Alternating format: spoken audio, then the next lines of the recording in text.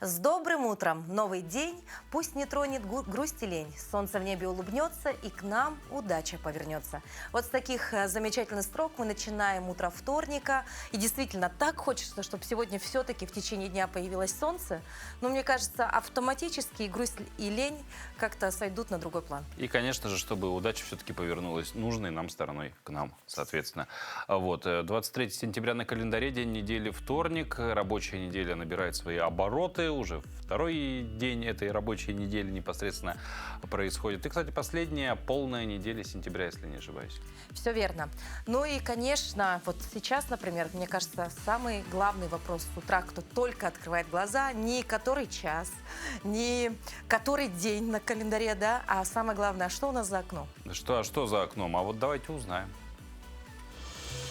В центральных районах температура воздуха на 6 часов утра была на отметке минус 2 градуса. В заречной группе 1,5 со знаком минус. В южных 1,4 градуса тепла.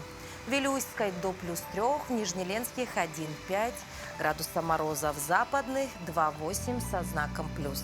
В Колымагирской группе Улусов до минус 7, в Янских 7,13 градусов мороза. На северо-западе 6,7 ниже 0. В Якутске температура воздуха на 6 часов утра была на отметке минус 2 градуса. Атмосферное давление 745 миллиметров ртутного столба. Ветер 1 метр в секунду. Сегодня днем небольшой мокрый снег, ветер юго-восточный 2,7 метров в секунду. И температура воздуха ожидается до плюс 4 градусов. Но мы не перестаем говорить о том, что действительно сейчас погода так нас, можно сказать, и балует, и не балует одновременно. Продолжается день работников шиномонтажных мастерских. Все верно. Ну а для пешеходов, конечно, это время такой не очень устойчивой походки, поэтому будьте аккуратнее, надевайте правильную обувь, ну и, собственно, немножечко балансируйте. Да, как бы, вестибулярный аппарат пусть работает на максимум, потому что, он расслаблялся все лето, скорее всего. Ну и вообще сейчас передвижение в нашем городе затруднено, как на дорогах, так и на тротуарах, поэтому учитывайте это, если вы вдруг планируете куда-либо попасть из точки А в точку Б. Да, вот, кстати, говоря про вестибулярный аппарат, да, вот я почему-то сразу вспоминаю курицу, вот эти приколы, когда курицу так берут, крутят, а голова у нее всегда остается неподвижна. Видимо, у нее с вестибулярным аппаратом все прекрасно и, возможно, все аналогично у других птиц. Да, вот давай как раз-таки тему птиц мы и продолжим. В китайской провинции фермер стал настоящей знаменитостью благодаря своему экзотическому способу передвижения по городу. Он передвигается по городу не на машине, не на самокате, а, как вы видите, на страусе. Да, способ передвижения прославил 32-летнего Ахуа. Тот рассказал, что у него есть страусиная ферма, и он уже 10 лет катается на этих птицах. Мужчина объяснил, что выезжает в город только на тех страусах, которых до этого тренировал. Так он учит птиц выполнять его команды по свистку. По словам Хуа, страус с наездником способен бегать 1-2 часа без отдыха и разгоняться до 100 км в час. И мужчина также отметил, что его нынешний скакун умеет присаживаться так, чтобы всадник запрыгнул ему на спину, а затем встает вместе с ним. Ну, знаешь, вот когда, посмотри, вот эти кадры, где у него просто скорость бешеная, но это даже как-то немножечко опасно выглядит, да? Вот так слетишь со страуса и все? Ну, как бы интересно, вот в гололед наш применительно такая, то есть, скорее всего, у страуса все равно же цепкие такие лапки, но, с другой стороны, страус, возможно, никогда и лед-то не видел полноценный, гололед во всяком случае. Но если провести, допустим, аналог, на чем бы мы так смогли передвигаться, как ты думаешь? Ну, если про птицу, то, наверное, ни о чем, потому что страус, наверное, самая большая птица, а в целом, вот если подумать и удариться прям в фантастику, что бы могло справиться с гололедицей? Ну, я думаю, мы об этом подумаем и Может быть, поговорим вспомним чуть еще, позже. да, и что-то на ум придет. Ну, а сегодня день осеннего равноденствия. Именно он наступает в этом году, 23 сентября, то есть сегодня. Да, считается, что осеннее равноденствие нужно провести как можно спокойнее. В этот период не принято приступать к новым начинаниям, делать делами, заниматься новыми проектами, совершать крупные покупки не стоит. Лучше подвести, конечно, итоги прошлого, а также уделить время здоровью и душевному состоянию. Кроме того, сегодня не стоит затевать ремонт, ссориться и ругаться с окружающими. Также важно проявлять гостеприимство и не отказывать никому в помощи. Негативные помыслы могут разрушить добрую энергетику дня и привести к неудаче. Вот, а далее мы расскажем о других памятных датах и событиях сегодняшнего дня.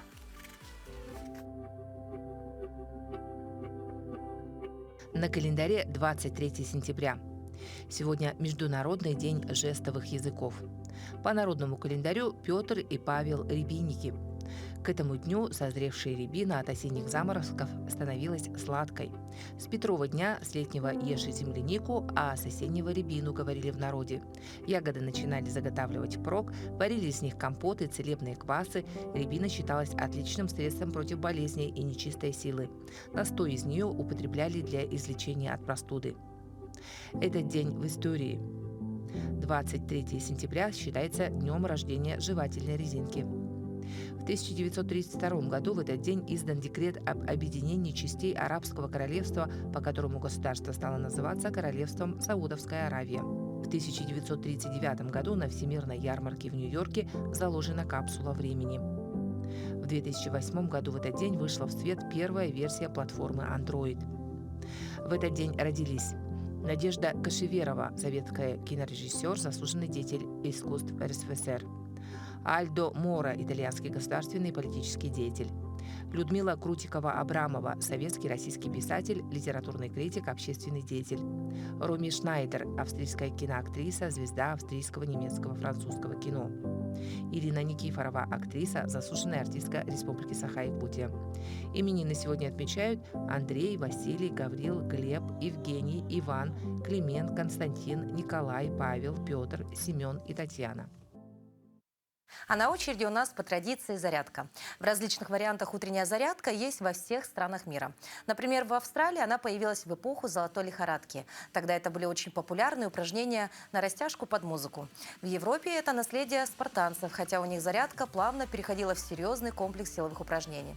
В Соединенных Штатах Америки это небольшой комплекс простых движений без дополнительной нагрузки. Самая семейная утренняя зарядка она в Китае. Польза для здоровья и организация семейного досуга здесь идут рука об руку. У китайцев-провинциалов часто в домах есть даже специальные комнаты, где они всей семьей от прабабушки до младенца по утрам занимаются гимнастикой. И мы вам тоже предлагаем сделать комплекс простых упражнений вместе с нами.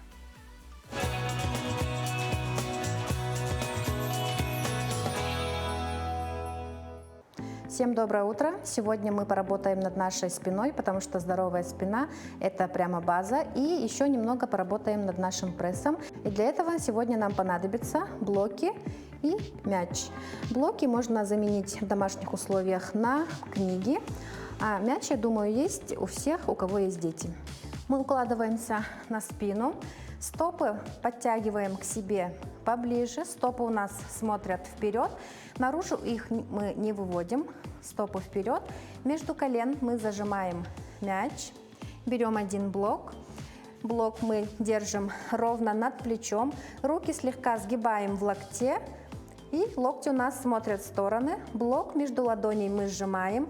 И в этом положении самое главное – это держать поясницу. То есть мы собираем ребра вовнутрь, подкручиваем копчик. Этого мы можем добиться, просто сократив мышцы пресса. То есть напрягаем пресс, и у нас поясница на коврике. Здесь мы сделали вдох. И с выдохом толкаем таз вверх и тянем ладони к бедрам. Выдох. На вдохе опустили вниз. Раз. Выдох. Два. Выдох. Три.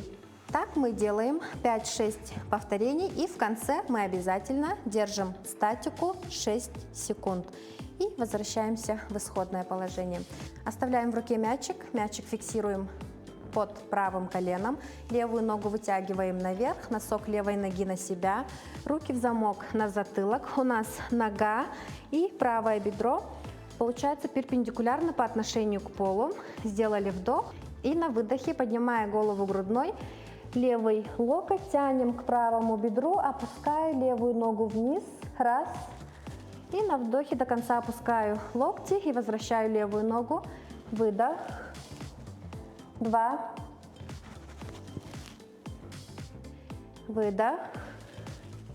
Три. Делаем 5-6 повторений и в конце держим статику.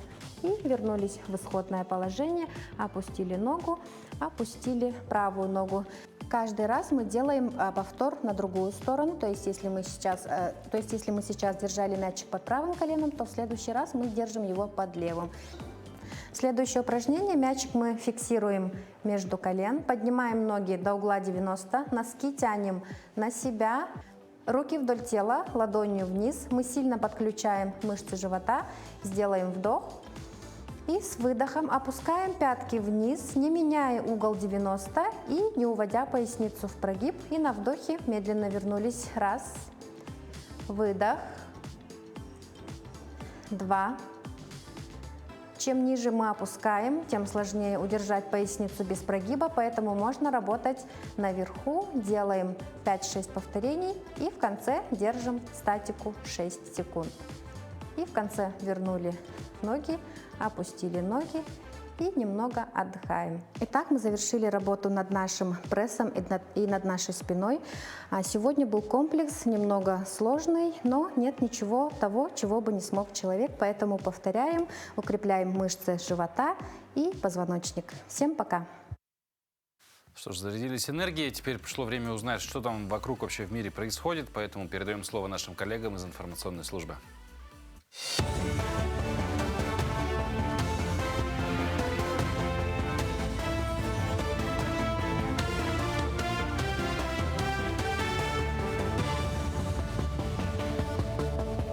Доброе утро, Якутия. Последние новости к этому часу. У берегов Анапы и Темрюкского района завершены работы по сбору мазута с морского дна, сообщили в оперштабе Кубани. За весь период специалисты совершили более 20 тысяч погружений, собрали около 2000 тонн мазута. Был очищен подводный участок на протяжении 14 километров. Это прибрежные зоны Анапы, села Витязево, поселков Веселовка, Волна в Темрюкском районе. Ну а в декабре прошлого года, напомню, в районе Керченского пролива потерпели крушение 2 танкера «Волгонефть», перевозившие мазут. Погиб 1 моряк, в море попало около 2500 тонн нефтепродуктов. От загрязнения пострадало Черноморское побережье Краснодарского края. Ну а на Кубани и в Крыму ввели режим ЧС.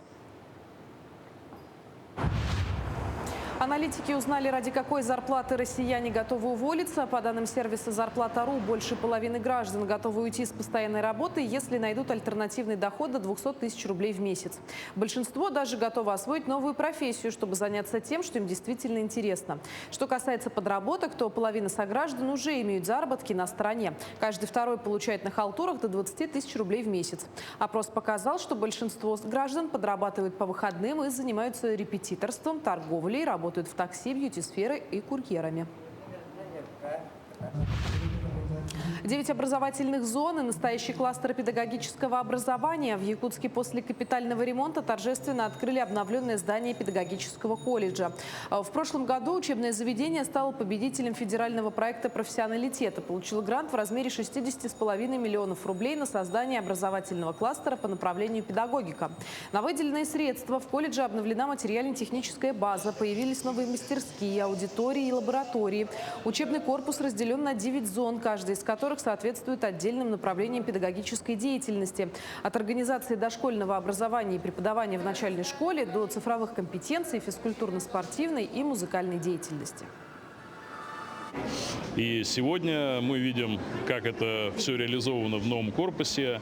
Впереди большая работа. Впереди в 2026 году будет еще капитальный ремонт общежития на 350 мест. Это тоже очень важный объект в рамках кластера, в рамках этого комплекса. И такое вот последовательное, всестороннее внимание к учебному процессу, к условиям обучения, ну и, конечно, к условиям жизни. Это залог успехов и залог новых талантов, которые выпустит это заведение и тех звездочек, которые оно будет дальше воспитывать и обучать.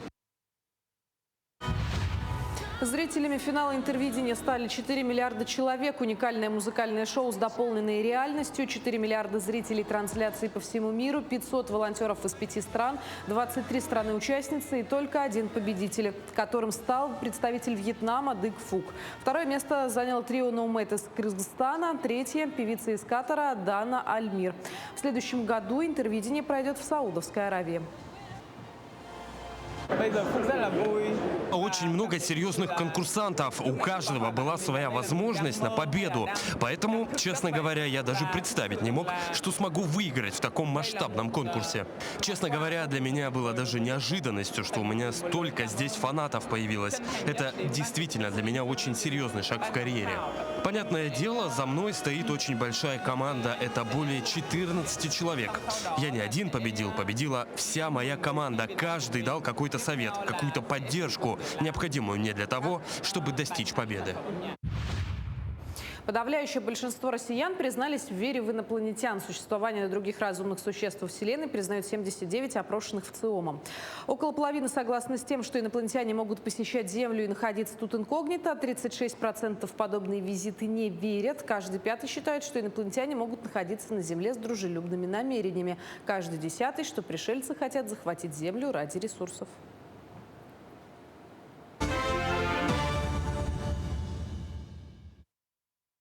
Мы продолжаем наш утренний эфир. Напоминаем, что вы смотрите прямой эфир программы «Утро Якутии» на телеканале «Якутия-24» и НВК «Саха». Большая творческая группа Нюрбинского театра во главе с художественным руководителем Юрием Макаровым, заслуженным деятелем искусства республики, недавно вернулась из поездки, которая без преувеличения стала исторической. Впервые в рамках федеральной программы «Большие гастроли» наш театр представил свое искусство в Иркутской области. Эта поездка стала не просто культурным обменом, а настоящим мостом дружбы между двумя городами, который связывает общая память о герое Советского Союза Николае Кудряшове. Подробнее нам о гастролях расскажут артисты Нюрбинского театра. Это Ефрем Татаринов и Алена Пономарева. Доброе утро. Доброе утро. Доброе. Ну и по традиции, наверное, самый общий вопрос вначале. Каково это вообще представлять весь регион на вот таком федеральном уровне? Ну, во-первых, волнительно, потому что там, черемховцы не знали нашу культуру, вообще язык. Впервые видели наш театр. И мы очень волновались, что не поймут там и так далее. И, все прошло отлично, все было прекрасно. Нас полюбили там. Ну, давайте расскажем нам о постановке, которую вы представили на гастролях. Да, мы, возможно, будем как жители Черемхова, не знаем, что это такое, да, о чем была речь, и вкратце, чем вы удивили местных жителей? На гастроли мы представили сразу 3 спектакля. Это «Марба» и «Песня столетней старухи», поставленные режиссером Юрием Макаровым, и «Кандыкан», режиссер Маргарита Хатуна. Эти спектакли, они, в общем, вообще разные, но их, наверное, объединяет то, что они обращаются к нашим традициям, к нашим корням, к языку. И поэтому черемховскому зрителю было очень, наверное, интересно смотреть на необычно, как минимум, да? Да. То, что тепло зритель принял постановки, да, мы уже сказали. А есть ли, может быть, какая-то разница, да, между реакцией, собственно, в Черемхове зрителей и у нас здесь на родине? Да, черемховский зритель, он особенно открытый был, они смеялись, плакали, реагировали прямо в моменте. Это придавало сил актерам. А нюрбинский зритель, он ближе к нам по духу, поэтому он более такой спокойный, вдумчивый. Они, наверное, больше понимают глубже какие-то там смыслы, поэтому он спокойный. Но эта поездка не только о театре, да, но и о памяти. Вы взяли с собой горсть Нюрбинской земли. Да? Смогли ли вы выполнить важную миссию и передать землю на родину Николая Кудряшова? Мы, возле театра там парк. Мы в этом парке посадили именно черемуху с нашей землей. И это было очень символично. И, черемховцы, да, так скажем, актеры, наши коллеги там, они очень тепло это восприняли и нас поддержали. Так сказать. А какое дерево посадили? Черемуху. Черемуху. Сказали же. Утро, сами понимаете. То есть, получается, на многие годы оно там будет напоминанием об этом. Да. А говоря как раз про общение с коллегами, я так понимаю, с артистами Черемховского театра, удалось ли пообщаться с зрителем, потому что, с местными жителями, потому что как зрительскую реакцию вы уже рассказали, а может быть, как-то на бытовом уровне поговорить? Да. Вот с коллегами из Черемховского театра мы не только пообщались, мы очень хорошо с ними сдружились. Они нас тоже очень тепло встретили, поддерживали, помогали нам. И как-то на душе становится тепло, что вот у нас появились такие друзья. Такая связь. Да, такая связь. Мы там чувствовали себя, как будто мы дома. Да. Да. Ну, это здорово. Ну вот мы видим сейчас кадры с вашей поездки, да, действительно такие восхищенные, да, восхищенные зрители, аплодисменты. Вот, собственно, видимо, какие-то у вас прогулки, да, по городу. Ну, Да. а в целом планируется ли дальше какой-то обмен, возможно, театр... Ответный визит, Да-да, к может нам быть, визит какой-то. будет. Они к нам уже переезжали, да, это получается в начале сентября, да? Да, в начале сентября они приезжали, и там была, ну, так скажем, маленькая труппа. Мы с ними встретились, показали им Нюрбу, музей, выводили на речку порыбачить. Ну, вот так вот, да. Таким образом, да, и происходит Да, но общение, да? в будущем тоже планируется. Планируется, очень, да. много. Ну, вообще, ребята, расскажите, как вы выбрали жизнь вообще артиста? Почему именно такой путь? Сейчас очень много молодого, да, поколения смотрит нас и думают, какую же профессию, допустим, кем бы стать, а вы вдруг вот вы артисты театра. Ну, я, например, занимался в Народном театре в Горном Улусе, село Бердигистях там. И я как-то случайно зашел в клуб, меня позвали, я сказал «да». Во время репетиции мне понравилось, и я себе выбрал такой путь. Вот так. То есть профессия нашла вас, скорее всего, да, Да. а не вы ее, да? Да. Хорошо, а у Лены какая история? А я, ну, у меня, ой, у меня бабушка, народная актриса РСЯ, Валентина Пантелеймоновна. Она тоже работает в Нюрбинском театре, поэтому я с детства вот, Рядом с театром. да, рядом с где-то. театром. Ну и как-то мне ближе. Поближе, да? Понятно. Ребята, спасибо большое, что посетили наш утренний эфир. Мы желаем вам творческого вдохновения, побольше интересных постановок, ну и вот таких очень таких знаковых в вашей жизни гастролей. Ну и всегда благодарного зрителя. Спасибо. Спасибо большое. Говорят, что на сцене во время выступления артисты получают очень сильную энергию как от зрителя, так и от того, что происходит на сцене. Каждый артист, выходя на сцену, волнуется. Это нормально. Прекрасные героини нашего следующего сюжета побороли этот страх и познали искусство дефилирования, причем несмотря на свой возраст. Мария ждала пенсию, чтобы начать ходить в школу красоты и женственности Ситекере. Она наблюдала за показами этой школы и как-то раз сохранила себе картинку с очередного показа и положила в папку «Мои хотелки». Мария постепенно исполняет желания из этой папки.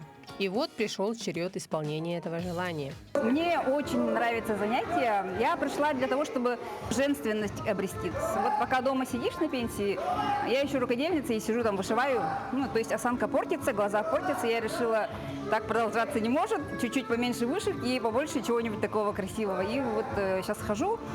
Для Марии подиум – это детская мечта. И в молодости Мария всегда с восхищением смотрела на манекенщиц. Помимо красоты, дефиле хорошо сказывается и на здоровье, и самочувствии. Уже осанка изменилась, я постройнела почти на 2 килограмма, даже чуть больше, по-моему. Школа красоты и женственности Ситекере работает с 2019 года. В программе школы не только дефиле, но есть еще и другие занятия. Помимо дефиле, в принципе, фитнес, потому что все равно без фитнеса никак. Это и здоровье, и осанка. Мы даже в Сканде походы ходили, в фудкорте мастер-классы делали, приглашали визажистов, психологов. У нас и проекты есть, допустим, «Модная пятница», это приятный досуг. Потом еще, значит, модная вечеринка среди подруг, это в квартале труда мы это делали. Первый проект был «Сахахаладай», это на Туймада мы такой как бы пилотный вариант сделали. У женщин после посещения школы красоты и женственности происходит раскрытие новых навыков.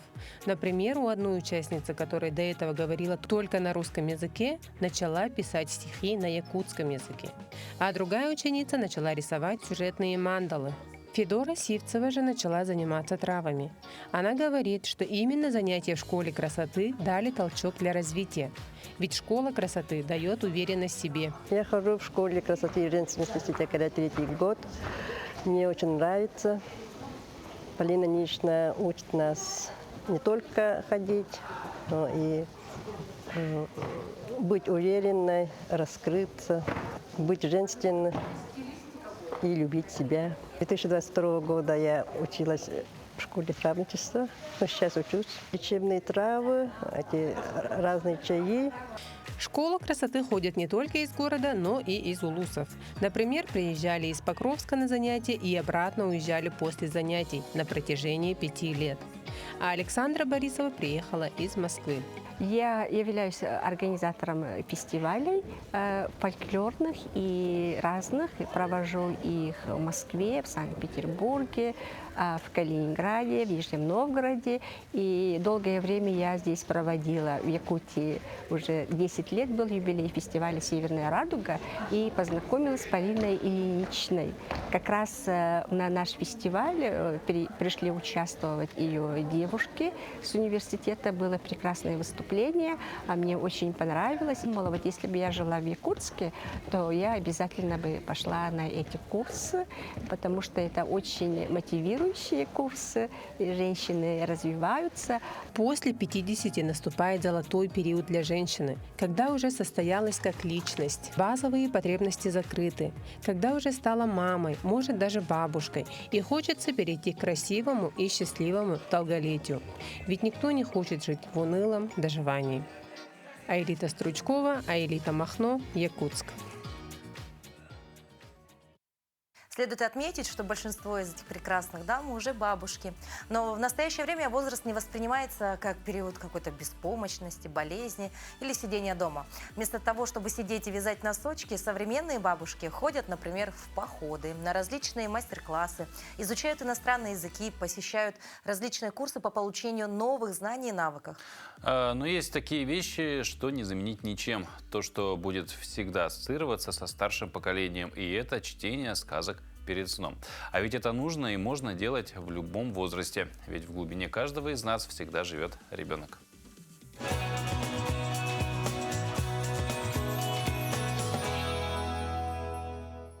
Доброе утро! Сегодня в рубрике «Дела семейные» хочу поговорить с вами о важности чтения сказок и вообще книг с детьми. Очень важно, какие сказки вы читаете детям, потому что там они ищут в себе героев, на кого они хотят быть похожими. И поэтому нужно быть очень избирательными. Например, «Маленький принц». Сказка вроде бы про мальчика, который что делал? Он воображал, что шляпа — это слон, да? Развивает фантазию ребенка, нестандартное мышление. И быть похожими на какого-то героя. У них расширяются рамки. Очень важно то, как вы подбираете книги своим детям, потому что через книги и через эти сказки они воспринимают настоящий мир. Там есть и положительные герои, и отрицательные. Можно становиться каким-то суперменом или же становиться, наоборот, помощником какого-то главного героя. Да? И так они набираются своего опыта. Также книги помогут вам расшифровать свои субличности, которыми вы живете в настоящей жизни. Это немножко такая психологическая тематика, но попробуйте проверить себя, какой персонаж вам близок, и расшифруйте его для себя. Например, если вы были Золушкой или принцессой, которая не спала на этой горошине, а у нее было куча там перин, которые могли сделать ее сон лучше.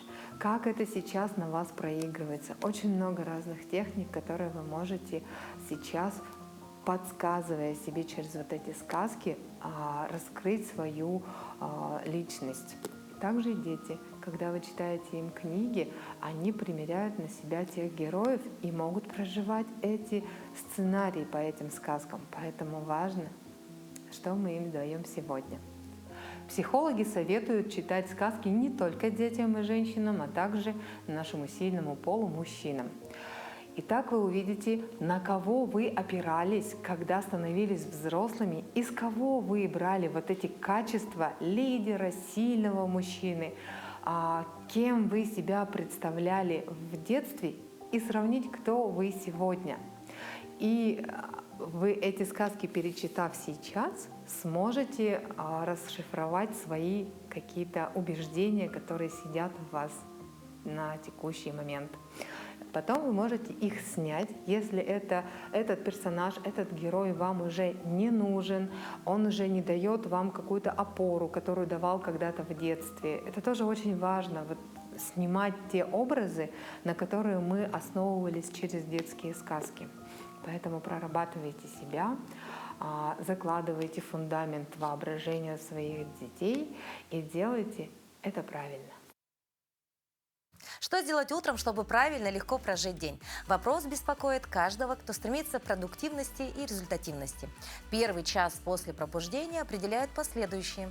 Нужно сделать что-то такое, чтобы настроиться, собраться, получить пользу и удовольствие. И это что-то – утреннее чтение. Исследования показывают, что чтение всего за 6 минут сможет снизить стресс на целых 68%. На самом деле чтение доказывает даже более благотворное влияние на психику, чем чай, музыка или прогулка. Литературный критик Гарольд Блум утверждает, что вы должны читать, чтобы прожить большее количество жизни. Хотите прожить 100 жизней? Прочтите 100 книг.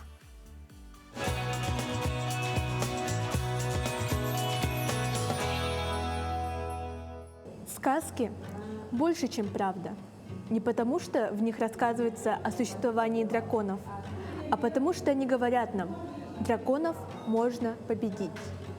Гилберт Кит Честертон. Я начал писать эту книгу для Холли, а закончил для Мэдди. С таких слов начинается книга Нила Геймана «Каролина». Наверняка многие из вас уже ознакомлены с экранизацией данной книги «Каролина в стране кошмаров», которая вышла в 2009 году. И узнав, что на самом деле этот мультфильм был снят по книге, я загорелась желанием прочитать и первоисточник.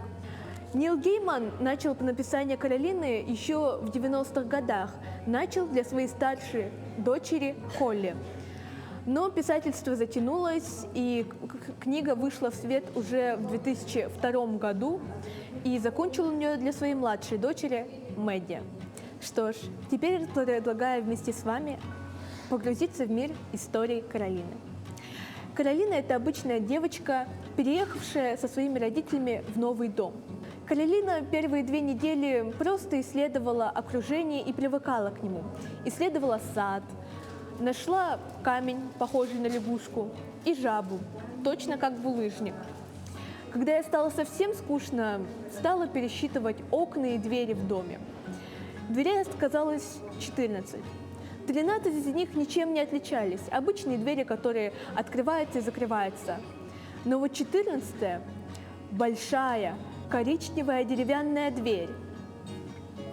Каролина спрашивала у матери, что за ней находится. Та лишь равнодушно достала из связки ключ, открыла ее, и оказалось, она никуда не ведет. Как она сказала, раньше, когда дом принадлежал одному владельцу, эта дверь куда-то вела. Именно с этого момента и начнется ее приключение, в ходе которого она осознает для себя что-то новое, новые ценности и погрузит в этот странный и необычный мир сновидений нас. Вот такая интересная и необычная книга сегодня у нас в рубрике. Всем очень сильно советую эту книгу к прочтению. Лично она у меня в фаворитах.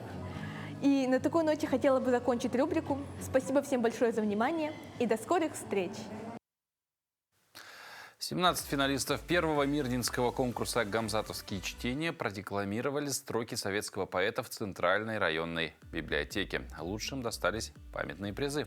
Расул Гамзатов – поэт с открытым и добрым сердцем, который своим жизненным примером и талантом учит мудрости и человечности.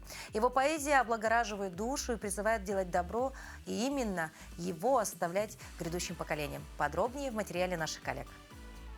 17 финалистов первого мирнинского конкурса «Гамзатовские чтения» продекламировали строки советского поэта в Центральной районной библиотеке. На конкурс «Если завтра мой язык исчезнет, то я готов сегодня умереть» поступило 87 заявок. Самому младшему участнику всего 7 лет, старшему 89. Мы не ожидали действительно такого отклика от обучающихся школ, представителей центров дополнительного образования. Приехали из поселка Алмазный, из поселка Светлый, подключились из Айхала очень активно. И мы увидели очень красивое не только прочтение, да, но и понимание произведения у ребят. Конкурс чтецов Управления культуры Мирнинского района приурочили к нескольким важным датам. 80-летию победы в Великой Отечественной войне, Дню языков народов России, 102-летию со дня рождения поэта Расула Гамзатова и Дню единства народов Дагестана. Участники декламировали как известные стихи, например, «Журавли», так и менее знакомые произведения автора. В качестве призов финалистам вручили карманы и часы, книги, сувениры прямиком из Дагестана, а также дипломы пионера гамзатовских чтений. От ораторского искусства перейдем к художественному. В реабилитационном центре для детей в Якутске появилась расписанная стена. Авторами и инициаторами арт-проекта стали родители особенных детей и неравнодушные люди. Арт-объект призван не только создать атмосферу тепла и уюта, но и заразить общество добром и милосердием. Солнце осветило полянку, и она у нас стала такой вот солнечной. Дизайнер Вероника Готовцева объясняет, как должен выглядеть рисунок на стене. Лучики солнца, мягкие природные тона не случайны. Художник хочет, чтобы все, кто сюда придет, чувствовали себя уютно и комфортно. Когда не заходят такие пустые, унылые стены, это как-то не очень интересно. Да? И вот мне захотелось, чтобы действительно это было бы, работало бы все в комплексе. А инициатором этого проекта стала мама особенного ребенка Люция Анисимова. Арсен, по словам мамы, сам мотивирует ее на добрые дела. В семье появился с миссией, чтобы объединять всех членов семьи и для безусловной любви, я так считаю. Безусловная любовь у мам особых детей – это проявление их глубокой принимающей любви к ребенку. Однако это и тяжелый труд, который иногда изматывает и опустошает. Когда расписывали стены, люди подходили, мамы, да, родители, дети подходили, и у них менялось настроение. У них уходит каждодневная рутина, да, быт вот этот, и они как-то встряхиваются. И вот это вот видеть и нести людям свет, это очень, ну, как-то изнутри идет какой-то трепет, да, и душа прям радуется. Это не первый арт-объект, инициатором которой стали мамы. Но в этот раз на их призыв об участии в проекте откликнулось больше людей. Причем не только мам детей, посещающих реабилитационные центры. Собрали средства, закупили материалы и принялись за дело. Лариса Николаевна не понаслышке знает, что такое воспитывать ребенка с инвалидностью. Сейчас ее сын вырос, свободного времени стало больше и, как она сама признается, откликнулась на призыв не только ради помощи детям. Творческий полет. Вот. Поэтому мне здесь хорошо, детям тоже будет приятно здесь находиться. Это все взаимно. Врачи и работники реабилитационного центра не нарадуются, ведь это больше, чем роспись стен. Арт-проект в прямом смысле слова будет способствовать выздоровлению их пациентов. Вот такое красивое, светлое, да, оно благотворно влияет на психику, на здоровье, на ментальное здоровье наших маленьких пациентов и проявляет их самые лучшие качества. И во время съемок маленькие пациенты и их мамы изъявили желание присоединиться к творчеству. О, молодец! Понравилось? Туяра Филиппова, Артюмен Наговицын, Якутск. Ну а теперь вновь про краски и творчество, но уже в мире стоматологии. В Китае набирает популярность тренд на татуировки на зубах. Новая тенденция особенно распространена среди молодого поколения. Для некоторых это способ самовыражения, а другие выбирают такую услугу, чтобы вместо обычной коронки получить индивидуальную модель. Тренд настолько актуален, что некоторые клиники начали рекламировать татуировки на зуб в качестве бесплатного бонуса при установке коронок. И чаще всего наносят инициалы своих возлюбленных, счастливые числа или даже фразы, приносящие удачу. Например, зарабатывать деньги или достигать целей. Такие татуировки наносят не на сами зубы, а на поверхность коронки, изготовленной с помощью технологии 3D-печати и установленной поверх настоящего зуба.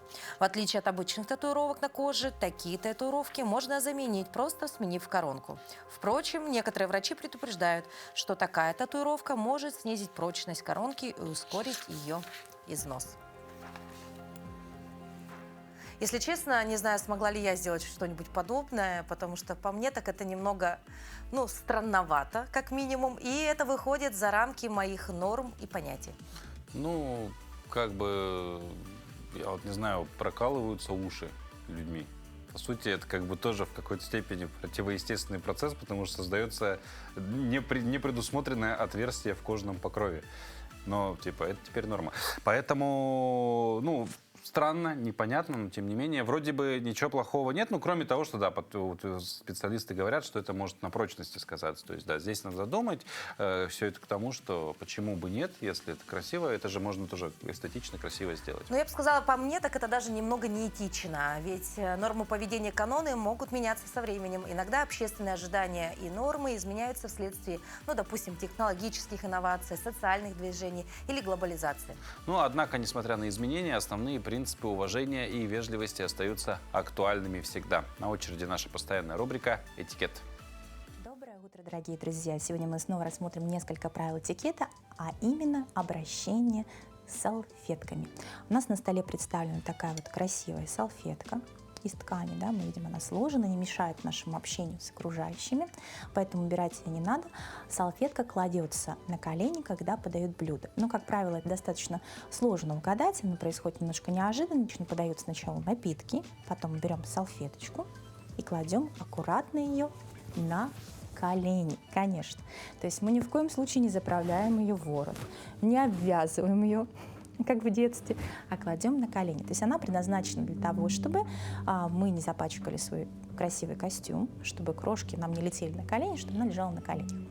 Если на столе представлено несколько видов салфеток, то есть у нас есть бумажные салфетки, есть красивые салфетки из ткани, то это подразумевает, что руки вытираем бумажными салфетками, какие-то последствия приема пищи мы также убираем бумажными салфетками. В последующем можно бумажную салфетку, когда вытерли ручки, положить аккуратно с левой стороны, обязательно с левой стороны, потому что справа идет обслуживание, поэтому аккуратненько кладем на край, можно тарелочки, аккуратно на край сервировки, ее потом уберут. Для чего нужна тканевая салфетка в плане, часто видно, что ей промокают губы, то есть не вытирают губы, а именно промокают краешек губ для того, чтобы не запачкать бокал. А потом употреблять наши напитки из красивого бокала, на котором не остается следов. Вот такие простые рекомендации в пользовании салфетками. Разберем на заметку. Совет действительно полезный. Порой даже не знаю, что, оказывается, вот так оно надо. А далее наши коллеги из информационной службы расскажут о последних новостях.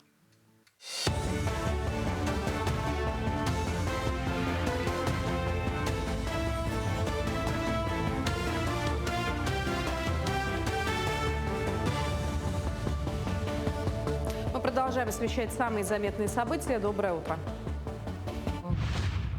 В России вновь захотели ввести отцовский капитал. Теперь с идеей выступили в общественной палате. Они предлагают давать выплаты мужчинам, у которых родились 3 и более детей, но только в одном браке.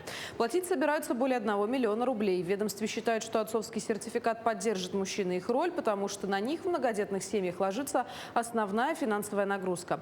В общественной палате также предлагают разрешить тратить отцовский капитал на семейный автомобиль, ремонт и благоустройство жилья. Подобную выплату уже несколько раз предлагали в Госдуме, но законопроекта не появилось. Сбер составил портрет типичного банкрота в России. По данным банка, средний возраст россиянина, объявившего себя банкротом, 38 лет, а средний долг 700 тысяч рублей. Причем еще год назад банкроты были в среднем на 5 лет старше, то есть около 43 лет. Чаще всего за списанием долгов обращаются женщины, чем мужчины. Только треть из них состоят в браке. Отмечается, что срок невозвращенного долга тоже сократился. Если в прошлом году он был больше 4 лет, то сейчас меньше 3. Россияне стали чаще играть в азартные игры. С января спрос на лотереи и ставки вырос на четверть, причем люди стали тратить на это на 10% больше. За год средний чек превысил 1500 рублей. Аналитики объясняют рост продаж активной рекламы букмекерских компаний и лотерей. При этом люди продолжают традиционно покупать лотерейные билеты к праздникам и дарят их на дни рождения. А ставки на спорт чаще делают перед важными матчами или турнирами. В Якутске стартовало совместное научное заседание членов Российской академии наук, Сибирского и Дальневосточного отделения РАН «Драйвер прогресса арктических исследований». Мероприятие посвятили столетию якутской комплексной экспедиции Академии наук СССР. Программа открылась символической церемонией установки СРГ у здания научного центра.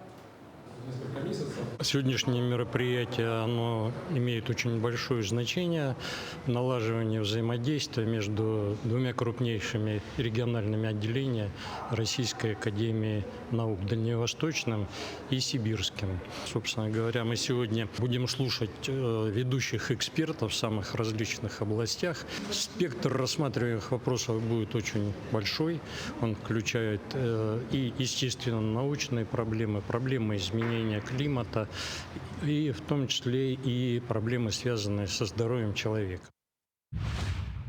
Муниципальный архив Якутска отметил свое 30-летие. За это время архивариусы приняли более 39 тысяч личных документов от 87 организаций города. Первым документом, сданным на вечное хранение, стала тетрадь с приказами Якутского городского отдела здравоохранения 1942 года. Настоящей гордостью архива по праву считается рассекреченный в 2018 году генплан Якутска. Документ разработан в Ленинграде и датируется 1939 годом. Данные генплана легли в основу недавно изданной книги, посвященные дню рождения города и архивной службы. В планах у сотрудников учреждения выпуск второй части книги об истории столицы региона. Здесь документы по личному составу. Это у нас лицевые карточки по заработной плате работников ликвидированных организаций, личные дела, личные карточки формы Т2 работников, приказы о приеме и об увольнении с работы. Также у нас имеются документы постоянного хранения. Это приказы по основной деятельности организации, распоряжение руководителей города Якутска, фотофонд, архивная коллекция «Почетные граждане города Якутска», газетный фонд «Кингород». На этом у меня все. Эфир телеканала продолжит программа «Утро Якутии». Оставайтесь с нами.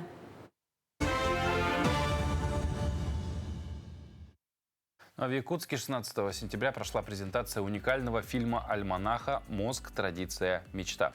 Этот проект создает мост между эпохами. Он показывает удивительное пересечение древней культуры и верований народа Саха с передовыми технологиями, робототехникой и искусственным интеллектом. И сегодня подробнее нам об этом расскажет Владислав Левочкин. Это известный драматург, директор театра оперы и балета имени Дмитрия Конановича Сивцева. Доброе утро. Доброе утро. Спасибо. Сразу вопрос в лоб. Как вообще стали героем, собственно, этого проекта? Как вас нашел режиссер Мила Кудряшова, если не ошибаюсь, да? И что вас зацепило в идее этого фильма? Ну, Мила уже сняла 7 проектов о Якутии, о якутянах. И по нескольким проектам мы с ней сотрудничали. Был даже опыт у меня, когда я вел телеэфиры. Оказывается, это очень такая стрессоустойчивая. Нужно обладать такими качествами. И вот в прошлом году она предложила вот выступить в качестве героя ее фильма. Для меня тоже был необычный опыт. Камера следила за моими движениями, за моим поведением. И вот в течение года это продолжалось. И таким образом вот у нас появилась такая новелла о том, как появляется балет «Сияющий камень», который рассказывает об алмазах нашей республики. Но название фильма – это «Мозг». Надо определить, да, мозг, точка, традиция, точка, мечта, да? А как вы для себя расшифровываете эту связку? Это вот очень интересный такой формат и очень интересный подход. На самом деле способности мозга, они не до конца изучены. И это такой, ну, научно-популярный фильм, который простыми средствами рассказывает об этой особенности мозга. На самом деле человек может продуцировать свое будущее даже. И вот свойства мозга, они заключаются в том, что человек может мечтать, человек может создавать, формулировать из всего того многообразия, что происходит в мире, то, что его интересует, формировать из этого цели и идти к этой мечте. Вот говоря про легенду о камне, вот насколько мы знаем, чтобы вот написать либретто для балета, вы даже пошли изучать природу алмаза на самом производстве. Вот что в этом процессе производства вы для себя нового, может быть, открыли, узнали? Мы благодарим компанию «Алроса» за то, что вот она нам помогла создать такой спектакль, и нас допустили в гранильный цех, где дали возможность подержать в руках прям горстку алмазов, почувствовать их тактильно, вот самые крупные вот эти алмазы. И, конечно, это удивительно. Вот на самом деле им там миллионы или миллиарды лет, и они формировались глубоко под землей, в очень таком агрессивной среде, под большим напряжением, под большим давлением. И благодаря вулканической деятельности, собственно, приблизились к поверхности Земли. И это очень такой долгий процесс, поэтому, конечно, когда вот мы решили создавать об этом историю, мы поняли, что это такие доисторические времена, когда еще ничего не было, когда только зарождалась Земля и появлялась вот жизнь на Земле. Ну, помимо этого, мы знаем, что вы еще изучали психологию людей, в частности, как алмазы влияют на психологию людей. Да? Для этого вы пообщались с ученым-криминалистом. Вот что за тандем такой был и какие результаты? И как все-таки влияют, да? Ну да, мы тоже вот поиронизировали, что это влияет на душевное равновесие, да, особенно, конечно, женская половина, любая девушка, женщина мечтает, чтобы у нее был свой какой-то вот бриллиантик, не обязательно его даже носить на себе. Но на самом деле, конечно, камень, он сам по себе, можно сказать, это суеверие, что он несет в себе какую-то такую эмоциональное влияние на человека, но мы вкладываем особый смысл, конечно, в эти камни, потому что они обладают уникальностью, природной уникальностью. Это самый действительно чистый цвет, спектральный вот цвет, который дает алмаз, он является самым чистым, он может резать материалы, да, фактически, и, конечно же, все знают, что алмаз — это самый прочный материал, нет другого такого прочного материала на Земле. Вот многие зрители фильма задавали вопросы об угрозах искусственного интеллекта, наверное, не только зрители конкретно этого фильма. Тема такая интересная, да. Как вообще считаете про искусственный интеллект, несет ли он какую-то угрозу? Да, вот там в новеллах в нескольких затрагивается вот эта тема. Кстати, новеллу уже показывают на телеканале НВК «Саха», одну уже показали, и вот новеллу о нашем балете покажут 28 сентября в 10:30 на телеканале НВК «Саха».